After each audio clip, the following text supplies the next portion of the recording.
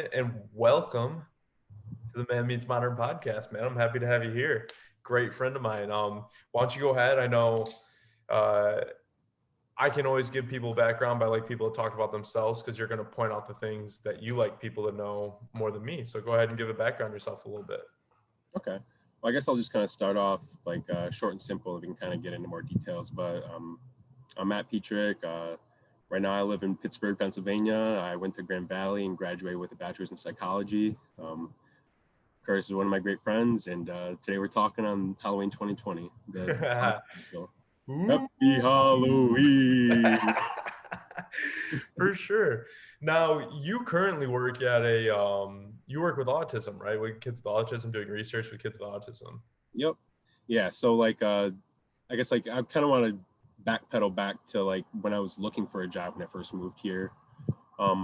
So like towards the like last couple months of college, like I still had no clue like what I wanted to do basically with my psychology degree, because like there are a lot of options, but like you got to look for them and figure that out, like what the options are for you with a psychology degree. Because like honestly, with just a bachelor's, like the list isn't like too extensive, and like especially where you're at. So like as far as city wise, you'll have more or less options. But like so for me, I didn't really start taking advantage of like the resources I had at Grand Valley, then also just like being motivated to be looking for a job in Pittsburgh until probably like 2 months out of being here. So then like I had been applying for jobs and had an interview with one job that was an OCD clinic.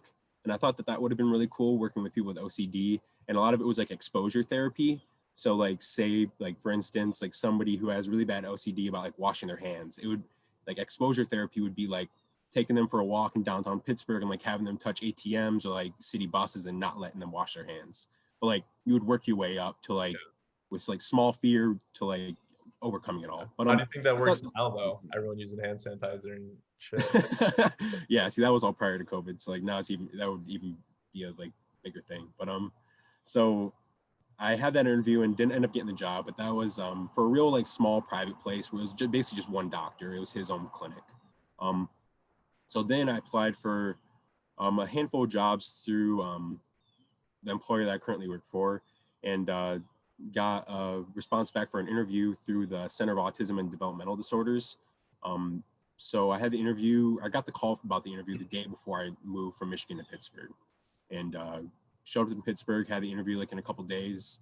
And then like I had so much like waiting time as far as like, I think I had the interview like the first week of June. And like, it wasn't until the very last week of June that I finally heard back that I got the job. So like during that waiting period, like I was like, I need to be making some money. Like I didn't come to Pittsburgh with all that much money. But finally I found I got hired, and that was a big relief. But so as far as specialty about autism, I've never really like, prior to getting the job I have right now, I've never really like been all that mad in love or crazy interested in working with people with autism. But like I think like the overall goal of what I wanted to do with a psychology major was to like be able to help people like with their minds. So like a lot of people like have so many problems throughout their life, or like difficulties going through stuff, but like a lot of that can be helped out by like figuring out things in their head.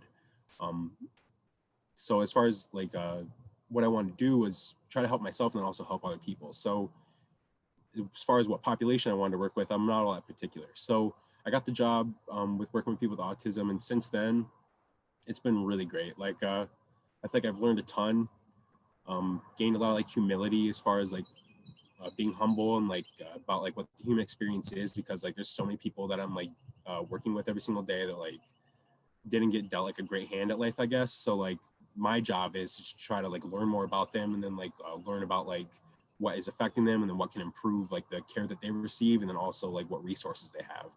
Because like the biggest thing for most people with autism or other developmental disorders, say like Down syndrome, is that like they just don't have the right resources to even like be tried to brought up to like the equal like opportunity that a lot of other people have. So I think the clinic does like a great job. People come there for like either psychiatry appointments, like to get like medication adjustments, or to meet with a psychiatrist, or they come for therapy, or there's a couple other programs. And then also people come there to be diagnosed. And like I guess since I started working with autism, like I've become to known like how common it is. So like right now it's between like 1 in 50 and 1 in 60 people have autism, as far as how many people are being diagnosed right now. And like I guess like you'll read a lot of like speculation of like why is that, and like a lot of the reasons that people throw out there are kind of just all bullshit. um but like that's just people like throwing darts at the board, because like you kind of track as far as like when like the increase happened, as far as like when did it become 1 in 50 or 1 in 60 versus like when it used to be maybe like only 1 in 200 people were diagnosed.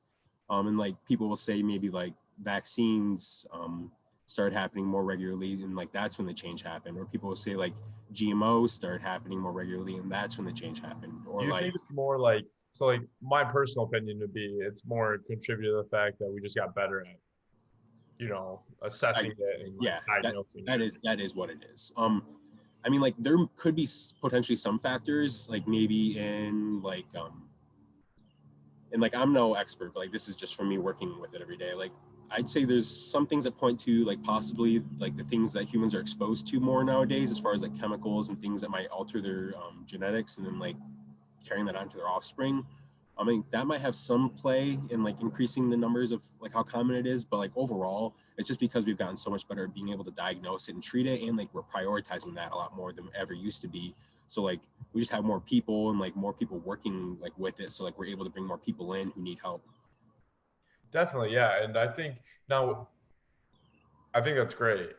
And I guess a question I have for you is, what it is it true? So there's a like maybe a misconception, maybe not, but a lot of people, generally speaking, that have autism, you see in like movies and TV shows that they talk about them also having like higher IQs and just being smarter than other people in general because of the way their brain processes information. Yeah, so I guess like the movie version of it is, so I guess like what it comes down to is prior to, I would say like prior to like late 1990s, like early 2000s, like what we used to consider people with autism used to either be like claimed as like, I don't like saying this because like it's not like good to say like in nowadays society, but like they used to be deemed as like mentally retarded, or like as like a list of a lot of other things. A lot of people with autism who are like had really bad symptoms of some things, like would be like classified as maybe schizophrenic when they weren't, or people who just were just nonverbal and had autism, like were being classified as having like catatonia, maybe they didn't. But then a lot of it was they would classify as autism, but then there used to be a separate word that they would use more common called Asperger's, and that's what it's typically like referring to in a lot of like movies with people with autism is people with Asperger's. And what Asperger's is, so all these different types of what I just said are now being all classified under the spectrum of what is autism spectrum disorder. So the spectrum is basically like kind of like anything, as far as like if you think of any sort of traits among people, there's like a range of how they show and like who has what and like to what degree, as far as like how much severity and then of what symptoms. So people on a certain spot on the spectrum, like there's different things. So as far as like intellectual functioning, maybe like verbal skills and like like sensory impairment. So like one of your five senses for a lot of people like with autism is like really sensitive. So like maybe like noises or a certain like crazy visuals just like freak them out. But then also a lot of things like repetitive behavior, or like depression, anxiety is really common and like typical for people with autism.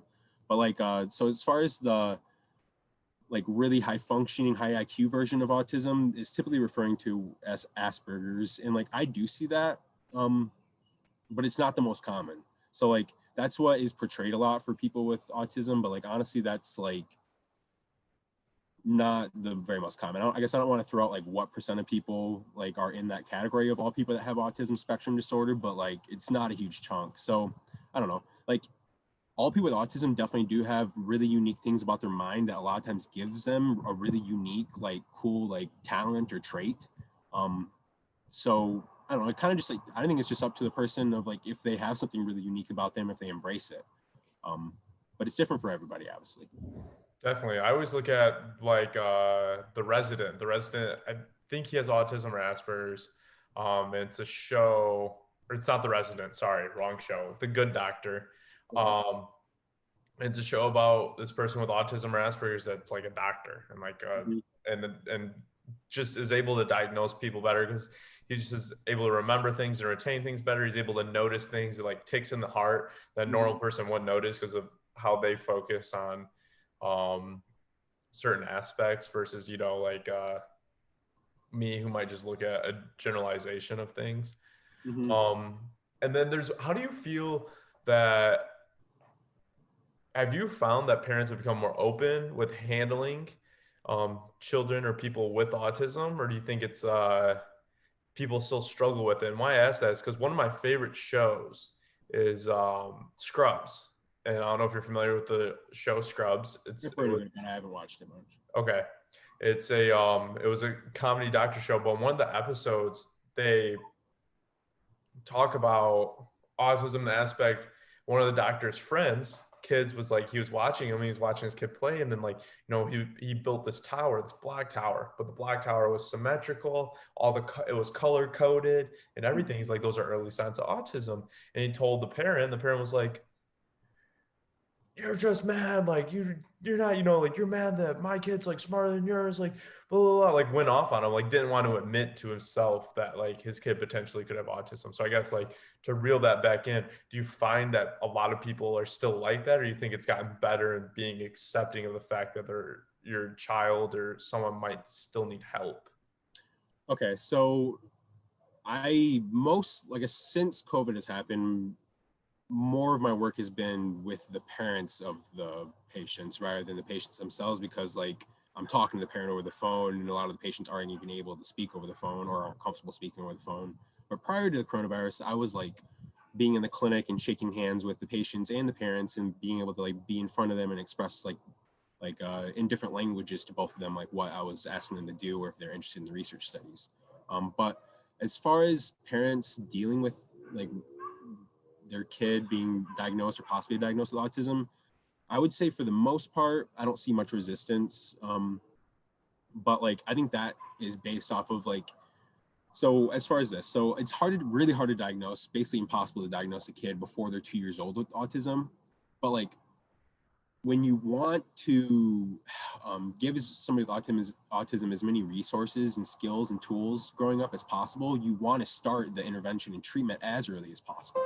Right. So like, for instance, like if you're like iffy on if he might or might not, it is probably better to be trying to give him services like going off of if he is, because like later down the road, like if you didn't give them those resources and it turns out he was, you're going to feel like a bad parent, I think. So I think most parents, like honestly, I see parents that like take it really hard when they find out that the kid has autism, and those typically are like younger parents that when their kid gets diagnosed, because like there are a lot of like 3-year-olds and stuff that come to the clinic to be diagnosed.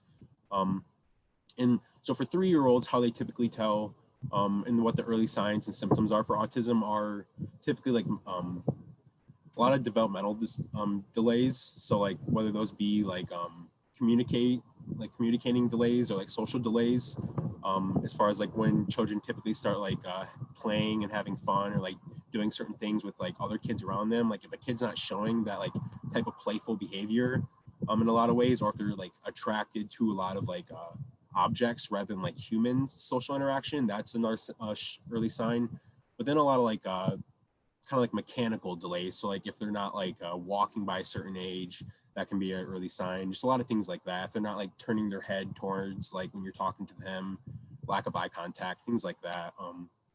Because like I don't want to say like what's normal, but like what for somebody who doesn't have autism, a lot of times when they're like 2 years old or so, 3 years old, is like they'll like be turning their face and have a lot of attention towards like their mother or father who's like speaking to them. But yeah, so there's like some early signs, but like there's different tests for different ages, and then also like depending on if the child does have language yet or not, there's different tests to decide. But for the most part, I'd say most parents are pretty cool because I think they realize that like one, they're not an expert, so like they shouldn't be thinking they're an expert, so they should be believing the experts who like are in contact with people with autism every single day and see it on different parts of the spectrum. So they should be believing those experts, but then also they should care most about trying to get their kid as much help as possible, like at early as possible, because it's going to like offer him more like social opportunities and more opportunities to learn like certain and like develop like parts of like the child's brain that maybe they would have missed out on if they hadn't have gotten those resources. Because like, although we don't really like know all that much specifics about it, but like there's like key parts of like growing up that like play a really big role in like how your brain develops. So like if you're missing certain parts of like, say, like identifying like objects, like if you don't ever put like words to like thought, or like if you don't ever put like words to like objects or anything like that, or like nobody does that for you as like a parent, like trying to teach you, as far as like you point at something and like somebody's telling you like what that's called, like that like helps build new connections in your brain. So like, I don't know, a lot of it is parenting like does play a factor and can help a lot. So like there are even like kind of like parent like coaching like type appointments that are done at the clinic also, to try to give parents like the best like tools and like things that they can do at home on their own time. Definitely, definitely. I think this is a great topic, but I do want to move more into some more male specific topics, and and keep flowing off it. But before, I don't want to just cut it off, because I do think it's an important topic. Maybe let people know where they can find out more information, or if you have any advice on maybe running Yeah. into people with autism, or if people are really curious about Yep. discovering more. Go ahead. So Let them know. so I guess like something that a mom told me like 2 weeks ago when I was talking to her about her child doing a study was she was talking to me about her kid being bullied at school and just like breaking down. Like this mom, so most phone calls I do with parents are anywhere from like 10 to 30 minutes. This mom though talked to me for an hour 45. That's by far the longest phone call I've ever had with a parent. But she basically just told me her entire life story and like told me a lot of personal things. But so she told me about like how her daughter comes home from school and is bullied really often. And like she just said, like, I can't believe parents don't take like the 5 minutes or whatever to like tell their kid like about autism, like as far as for families who don't have any children with autism. Cause like that's the biggest thing for people, is like just not knowing a whole lot about it is what makes it so like odd and different, which like there are a lot of like unusual like behaviors and things about people with autism, but like I guess like regarding it as a lot more normal is like going to help those people be more integrated into society. So like I would say for people, and like advice I can give for everybody out there is like just try to educate yourself as much as possible about people who are differently than you, um, and like it's going to benefit you and them, because the more you understand people, the more you can do more things for them that benefits them and yourself. So like I don't know, I think that's what it Definitely. comes down Good to. website. Good website for people to go to. Good website would probably be autismspeaks.com, or maybe just because I live in Pittsburgh, Autism Connection of Pennsylvania, um, or shit. I run the clinic's Facebook page, but yeah, that's about it. There you go. You go to that one, you get special responses from Matt himself. Pittsburgh, man. What's your favorite? So we were just talking before we really dove in to recording and stuff. So what's your favorite thing about Pittsburgh? I know you're going to become mobile here sometime within the next year and move to Colorado. Um, and yeah, just, what makes you make those decisions, I guess?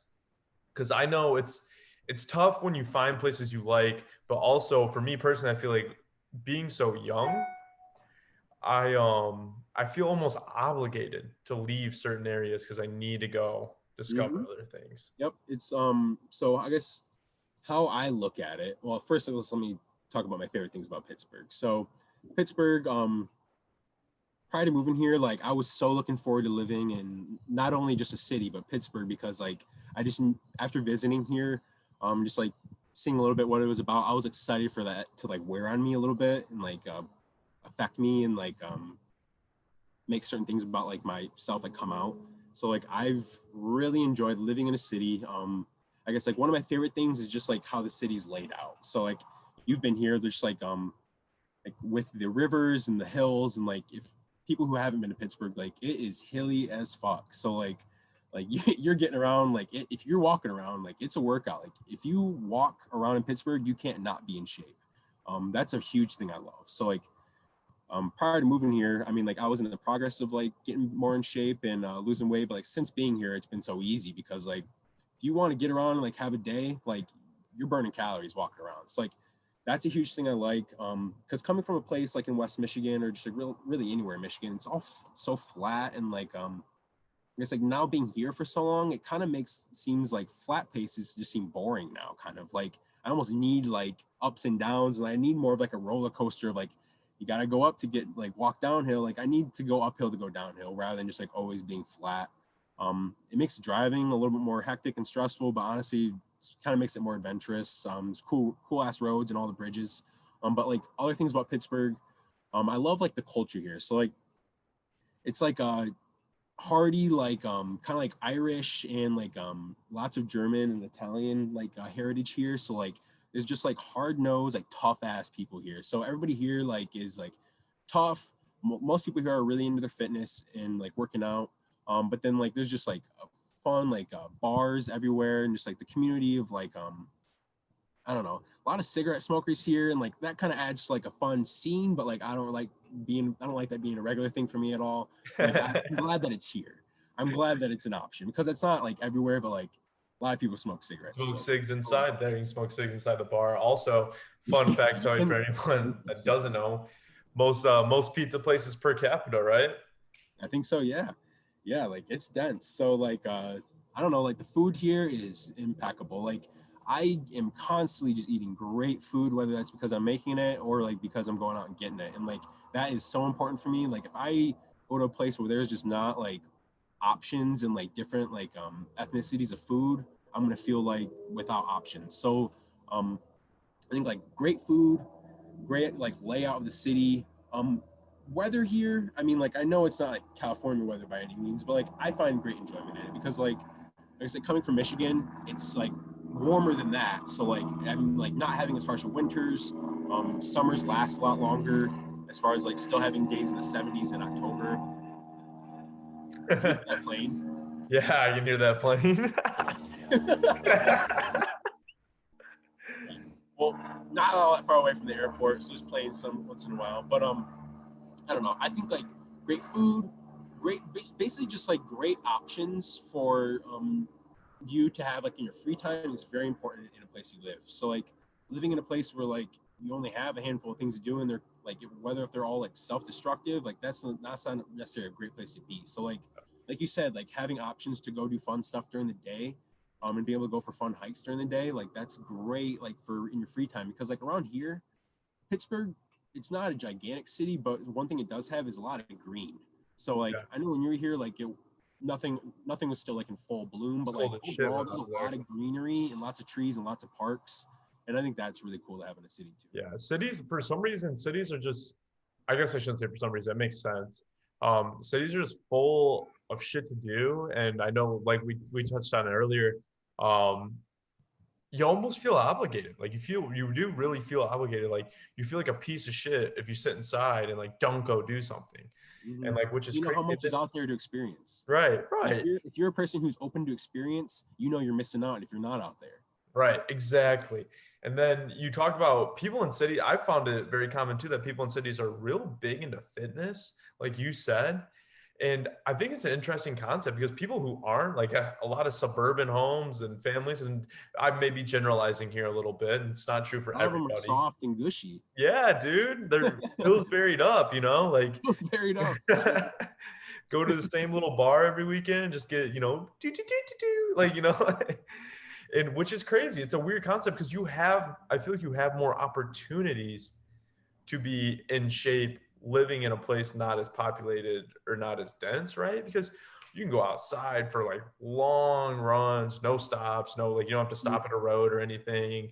Usually you can have larger gyms. I know back in Michigan, there's a lot of athletic clubs that have basketball courts, tennis courts, everything. You don't really find that in the city. There's not, I know here in Oakland, I don't think there might be one gym in all of Oakland, the Y, and even the Y isn't as big as a normal Y that Mhm. has like stuff to that extent. Everything else is like small weight equipment, treadmills. Like you don't have like a lot of leeway Yeah, I think to. it kind of like is a lot of it's affected. I think by like the pace of life. So like pace of life in the city is so much faster. So I think people are just always wanting to like be filling their time as much as possible. So that leads to I think a lot of things that make you like be healthier.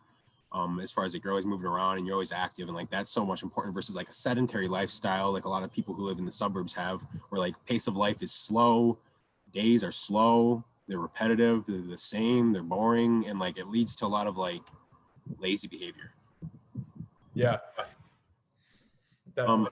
but like the obligation to living and trying other cities, I think why that is so important to like you and also I and like other people out there, but it's not to everybody, I guess, or they have just haven't figured it out yet. But for me, how I look at it is like if you were to go your whole life and know that you were only shown like one menu of flavors your whole life, like you would be like, what the hell? Like I'm trying to like I'm trying to be like I'm trying to like, see myself in as many different selves that I can see basically. So like when I put myself in all these different situations, and like I'm going to be able to learn new things and then also be able to like experience new things and like be able to put myself in situations that I wouldn't have otherwise experienced. And then like I don't know, I think it leads to a lot of growth by constantly changing situations, Definitely. because like you got to keep adjusting, and it keeps you from being too stuck in your ways, because like if you know you got to keep adapting, it's going to lead you, I think, like always feeling like you can change, because a lot of people I think like they get stuck doing something for so long that they like lose the ability to like think about how they can change what's going on. But like if you're kind of just always like, I don't want to say you're always got to be changing, but like if you know that you can always change, that's a good thing to like know that you can do for yourself. Right. And some people though, some people love eating that same menu for the whole life. A city that's real common. New York's a big city that's like that. A lot of people are like, I live, die, breathe New York. Definitely. Chicago's another city that's like that, live, die, breathe Chicago. All the people we know from Chicago are just like so in love, or they go back home. The ones that would come up to Michigan for college and then just go back home to Chicago and never leave the Yep. city. Like, Yeah, and like their plan is to like have as best Chicago life as they can build. right, right. They love it, man. Like, that's great that there's places out there like that. But I've never been, maybe it comes back to more like personal reasons of detachment from family. Like, I'm not as attached to people or I'm not as attached to my family as a lot of other people are, Mm-hmm. and to my roots. And I think that is a big reason. If I could, I would travel. I would have zero rent payments in the United States, and I would just travel to different countries for a year and just like stay in like Airbnbs, hostels, or whatever for a year, man. That would be great for me. I don't need to have a location to like um enjoy myself.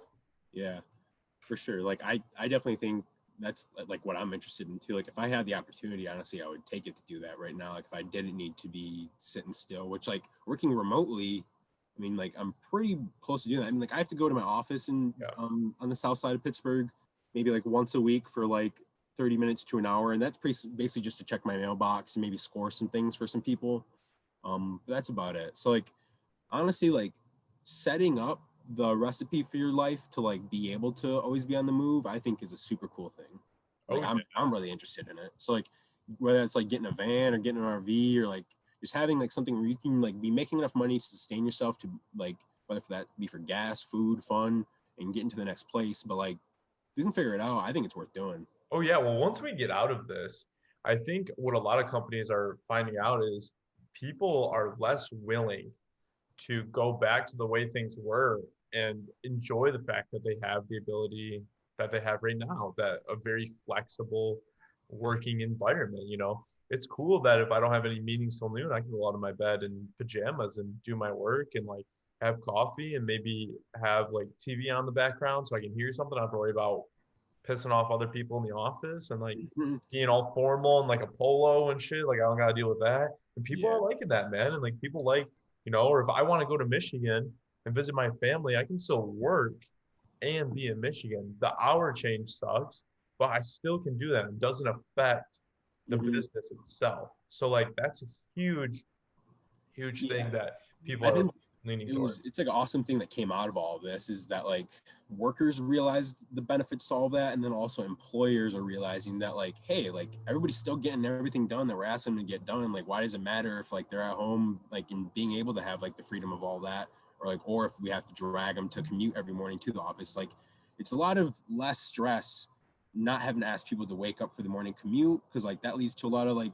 bad morning starters, but then also just like not keeping people trapped in the office. Like when I'm at my office, the one of my most common thoughts when I was working at my office every day prior to COVID was like, damn, I wish I could go outside right now, or like, damn, I wish I could just like go take a little like longer break than like I like really can and stuff like that. So like, I don't know, being able to work from home, yeah, it gives me ability to like break up my day a little bit more. Like if I get a lot of stuff done, like right when I wake up, and then maybe I go to the gym in the morning, or go play some basketball, and then come back to like when I have my meetings and phone calls in the afternoon, rather than just being stuck at the office and having to be stationary there from like 7:30 to 4ish. I don't know. It leads to a lot more freedom and opportunity. And like, I think like now that a lot of people have that privilege, I think people are now realizing that it can be a new normal. So like, I wouldn't be like totally opposed to like my next job, say like in Colorado, being like an in-person situation where I have to drive somewhere if it wasn't remote. But like, I'm definitely realizing all of the pros to remote work, and like it'd be really cool to like an ideal for me to just be able to work remotely in the future. Yeah, definitely. Now, in my opinion, I do think there's a flip side to working from home, that isn't as great, and we're seeing huge spikes in the U.S. and mental instability, and a lot of things like depression, anxiety, and stress are coming about, Mm-hmm. in higher numbers than ever. And one thing I really want to dive into you about is those mental health factors with men, because I feel like a lot of men, it wouldn't be Man Meets Modern. We don't, have a topic that really is going to benefit people, and a lot of men I feel like have difficulties coming out about like seeing a therapist, or coming out about being like, hey, I'm depressed, or hey, I have stress, or hey, I have anxiety. And it's almost like, that old mentality is to shut yourself off and close your emotions off and not express any concern for yourself or any exposure of being weak in a sense. And I'm even guilty of like telling myself, yo, what am I doing? I'm not weak. Mm-hmm. And so what do you think, are great ways that things that men can do to combat that mentality and really feel comfortable with getting in touch with themselves and bettering their own mind, because it really is a hindrance when you don't let things out. It really fucks with your head. For sure. So, like advice that I'll give is going to be that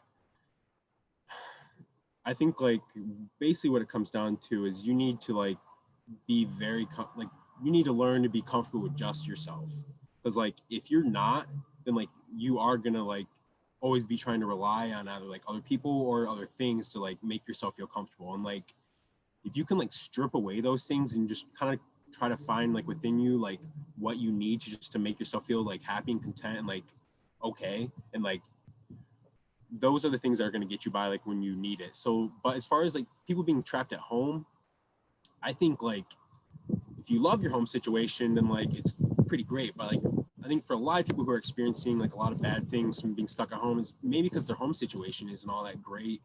Um, but I think like it takes like setting up your day so that like you can be happy with it and find meaning in it. Because like I think if you're spending your days like doing things that's like meaningful to you, I think like that takes a lot of like thoughts of like being depressed or being anxious away. Because like it's like anxiety is like being like worrying and like stressful about like things going on or like things around you. And like if you can kind of like try to tune those back as far as like realizing like if it's something you don't have control over, it's not worth your time being like worried about it or being anxious about it. And then things that you're depressed about. So I noticed for myself at least, and I'll speak for myself, and like this may be true for other people, is that like once I started prioritizing like physical like, exercise and then also eating right every day, that took away like so many like bad moods that I was like always like catching myself in. So I think like for a lot of people who might be not feeling like super great in their head, or they catch themselves like in low moods and bad moods where they just like feel down in the dumps, or like feel like they need to kind of shut themselves off and maybe just go into autopilot and like not talk and just kind of like shut themselves down. I think like making sure that you're exercising and like eating right, you should make sure those boxes are checked, because if it's none of those are checked, it can definitely just be because of one of those things. Because like I notice like if I don't exercise for like a while, or like if I have eaten like crap, then like I'll just like literally like be in a bad mindset, and like that can just like make me feel like crap about like my outlook and perspective and like my decisions. So like I think like if you prioritize like eating right and exercising, that's at least a good like baseline to go off of. And then if you do have other things that's going on in your life, I think the biggest thing is, as men, like you said, a lot of times we are uncomfortable about like speaking about it or like asking for help about other people. But like what you should do is your friends that you trust and like actually trust their advice, you should feel comfortable like opening up to them and just like asking for their perspective on like your situation. So like I guess like I would try to make conversation about it, because like you're not going to get help if you don't want any help, and like it's not going to help you out. So like you're only going to actually like improve like the situation you're in if you actually want to. So like you gotta like make steps, like try to resolve like whatever's like bringing you down or like making you anxious. So I think it just takes accepting that something's wrong and like not trying to like deny it, because I think it's easy as men to try to deny it and say, yeah, I'm strong, I don't have problems, I'm not weak.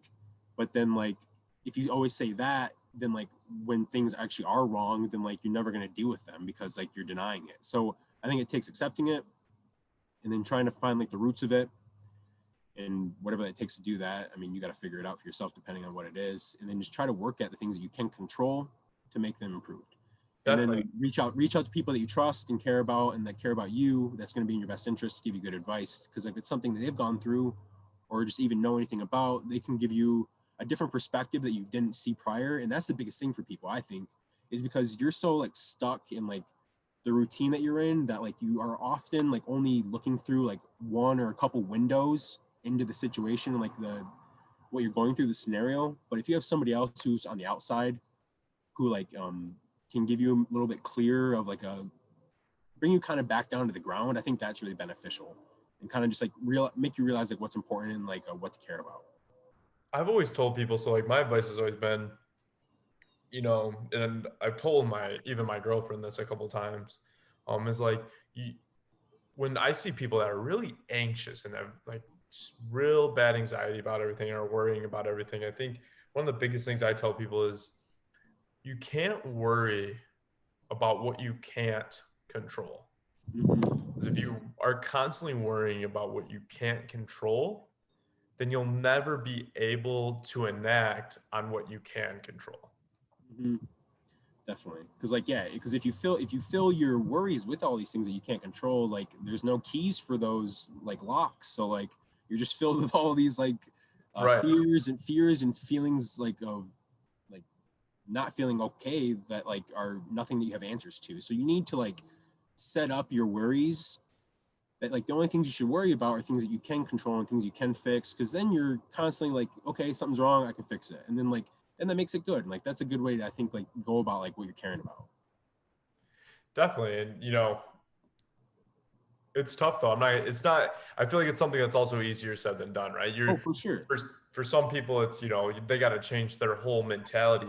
And I think part of that leads to, so I got asked earlier this week on the podcast I did, Useless Degrees. Go check them out. Super cool. Tony's super cool guy. Um, but I got asked about toxic masculinity. I think this might have been after the podcast we talked about it. And, in my opinion, toxic masculinity is and isn't a thing. I think it isn't a thing to where like the fact that we're in this world, we're starting to develop such a censorship around things that we're losing the ability to have open discussions about things. So, everything becoming toxic masculinity or becoming toxic in general is, I think, bullshit. I think uh, you wanting to be like the best man and the healthiest and like the strongest and wanting to be successful, that's a great mentality. I think that's just a great mentality to have, and like people calling that toxic masculinity is bullshit. But where I'm roping this in is how you talked earlier and said, being able to go to your friends. And what I do think is toxic is the mentality that some men have when they get in groups of friends or groups of people, to where it's almost like it's almost like alpha male takes over, and you no longer have the ability to be there in a useful way to your friend that is struggling. It's more like, oh, you're just, you're bullshitting, or like you're just weak, like you're weak minded, and like telling people that when they come to you for help, I think is a very toxic thing that men do. Mm-hmm. The whole like toxic masculinity, I mean, like those two words put together like are true, like in like seeing them in some places, but like not as like a all masculinity is toxic like Right. way. So like I think like there's kind of base things that like men of different types like should try to prioritize for themselves, but like there's so many different types of men. So like I don't know, it's like every dude's got its own style, and like everybody's got like whatever Everybody's shit's got its own smell. the saying, different strokes for different folks. So like I don't know, like everybody's got things they're interested in. Like there's different types of guys. So like, but there are things though that like I think are toxic for guys to like buy into, that like all men should be doing. So like I think like things that are toxic are things that like guys are assuming that like all guys should be doing. I think like that can be kind of toxic as far as for like trying to push as far as like this is the one type of way like a man should be type deal.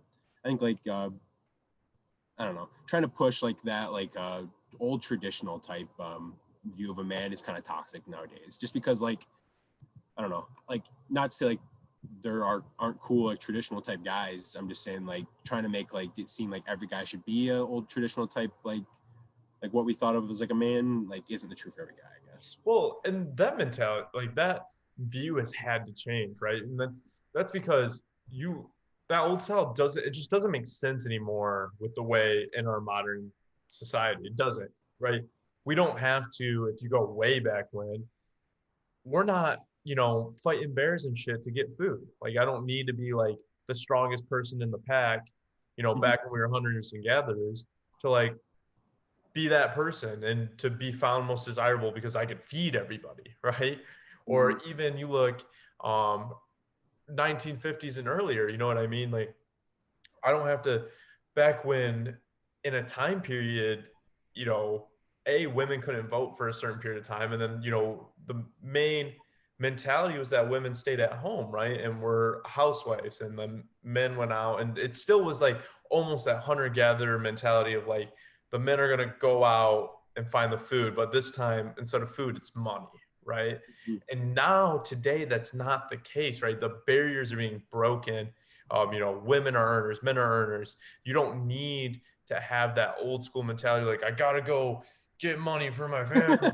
Oh, you know what I mean? Like uh, that yeah, just doesn't exist anymore. yeah. I And think the like fact that some men still carry that, and whether it's because of the way their fathers taught them, or they saw someone on TV and they like that, is absurd. And it's something that definitely should be changed. yeah, I think like I don't know, like the basically just pre-assuming like roles of men and women like nowadays is like gonna lead to not a good situation. So like I think like basically nowadays like because like we've opened things up so much, like anybody can do anything whether they're a guy or a girl. So like there's no point in like oh, a woman's doing this, like oh that doesn't seem right, you shouldn't think that. Or like oh a guy's doing this, like that doesn't really seem right for a guy, you probably shouldn't think that either. Because like I don't know, the doors are open. So like that's the cool thing about now is like as a guy or as a girl, you can do pretty much what the hell ever you want. So like being a man, you can experiment, and I think like it's cool to try to like I don't know, try out new things that are so like stereotypical as a guy. Definitely, definitely. I mean, I was a fashion major, and 95% of my some people might think that's cool, like the Drake and Josh episode where he takes up sewing because it's supposed to be all girls Yeah, in yeah. it. I kind of had like a kind of similar situation with psychology, but yeah, I'm sure fashion was a little bit. Psychology's sick, man. I've always been like, I have Sigmund Freud books here. I have a lot of Stumbling Upon Happiness is a book that I'm reading right now. Like, That. I love psychology in the way. The one thing that I feel like that hasn't been mastered in this world, and there's a lot of things that haven't, but the one thing that's really just like unscratched, in my opinion, is the mind. Right? We know a ton of shit about the body. We literally let people cut open and operate on your heart and know what's going. We almost let robots do that, and we let people operate on the brain, but we have less knowledge about how the brain actually operates and the stuff that makes people feel the way they do and why people think the way they think. Mm-hmm.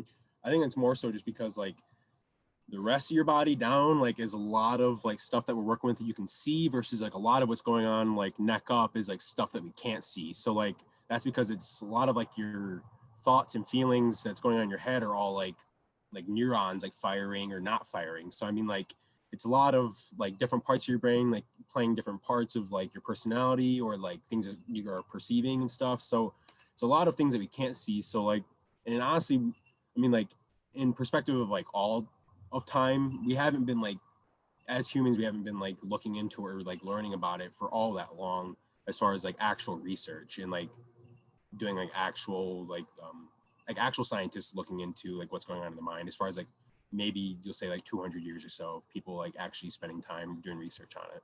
So yeah, there's a lot to still figure out, and I think like I'm hoping throughout our lifetime there's like cool things that like are like new discoveries basically about it, as far as like people realizing things about like how we think or like what's going on in our heads that can like kind of change the game for people. Because like basically like what you think, what you do, and like how you feel are all like basically like in a big old loop. And so like what you feel is affecting what you do, like what you do is affecting how you feel, what you do is affecting how you think, and how you think is affecting how you feel. So like they're all affecting each other, and I think like the more we keep like learning more about that is going to benefit everybody. Definitely, Matt. Well, I think it's been great having you here. Matt Petrick, everybody advocate for autism and men's health, and men's mental health. You know, Matt, I end the podcast in the same way, or try to in the same way with everybody, to kind of help us connect and just have a really end on a light note. What is the craziest thing you've ever done?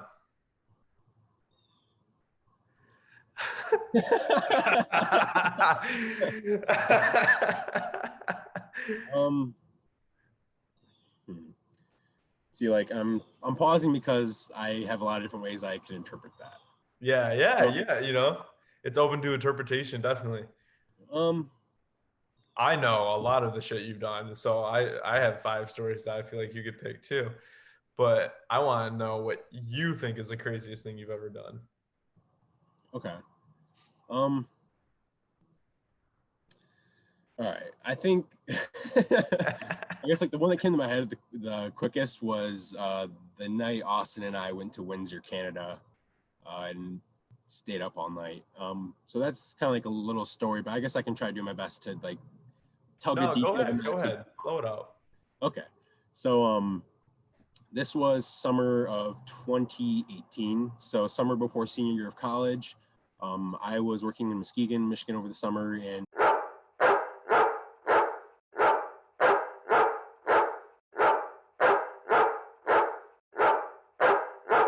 I came and visited him for the first time in the summer. He was posted up at a Holiday Inn or something like that in Novi. And then we decided to go to Windsor, Canada for the night. So we the fun spin on the night that we were bringing tabs of acid to take prior to us crossing the border. So we took the acid prior to crossing the Canada border, and then went and parked the car at a parking garage and started walking about and getting a little freaky, and then started drinking. So Canada, that was my first time ever being there. Windsor, it's fun, like within the 2 blocks off the river, and just don't get too far away from the river, I'd say, and like you won't end up anywhere too bad. But started walking about, like stuff's fun. But then night goes on, and we ended up like getting invited by this dude like to join his bottle service at this one club, and that was really cool and fun. And made a new connection that night that way. Partied with all of his friends and sisters. And then we went to a strip club at about like 4 a.m. This is a Cheetah Strip Club in Windsor, Canada. I hope they don't come after me for saying this. But so at this point in the night, we had been consuming substance for pretty long. So Austin was probably a little bit in a clear head at that point than I was. But I walked in, and this strip club had women like wearing basically like a wrestler singlet, like in different bright neon colors, like covering nipples and then going down. And like I walked in and was just instantly like put under hypnosis by a stripper asking me if I wanted a private dance upstairs. And so I said, yeah, sure, that sounds great. So Austin's like, oh no, this ain't gonna go well. So Austin stays downstairs at the main stage, and I go upstairs with my stripper.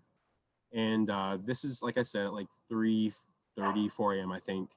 And we get up there and start going at it for a bit, like 15, 20 minutes. And then at that point, she whispers in my ear and says, "You're at $450. You want to keep going?" And like, I was like, at this point, I was drenched in sweat because of like the stimulant and like alcohol sweat out of me. And then just like lots of fast movement with this dancer.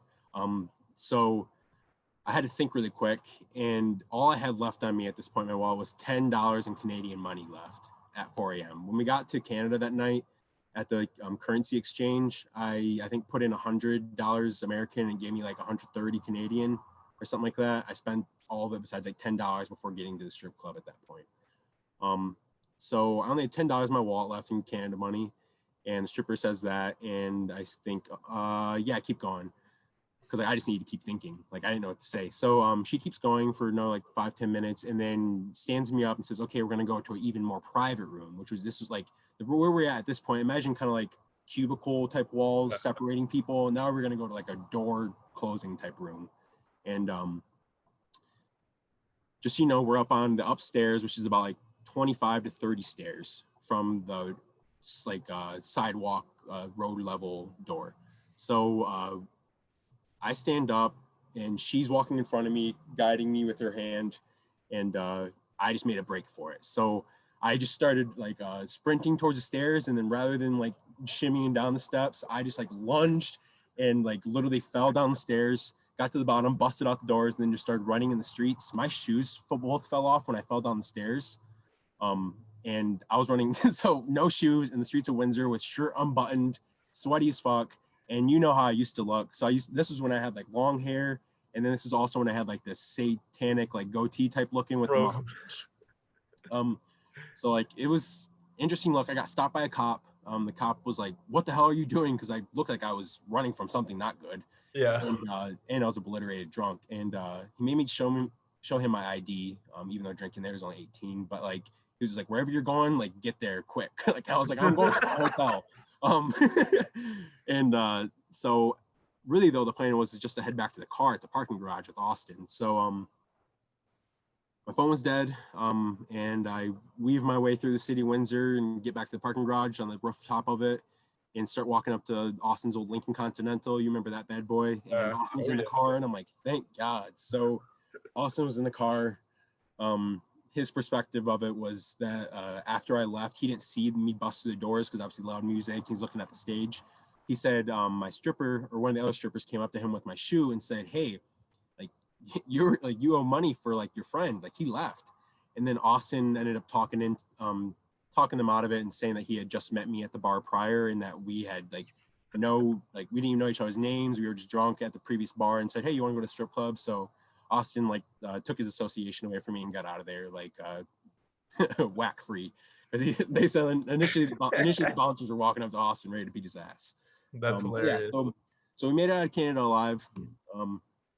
I fell in love with a stripper, but I think that can happen to any of us any night. So definitely, man, I love it. I always love ending on that because it's talk about anything, but it's always a light note to end on, let people know real people do real things, and real people do funny, hilarious, mistakes or not mistakes of their life, memories you have forever.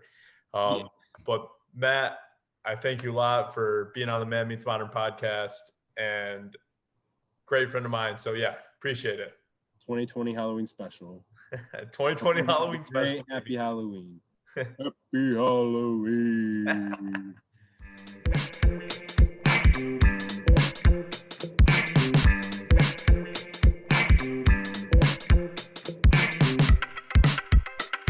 It's a great fucking day.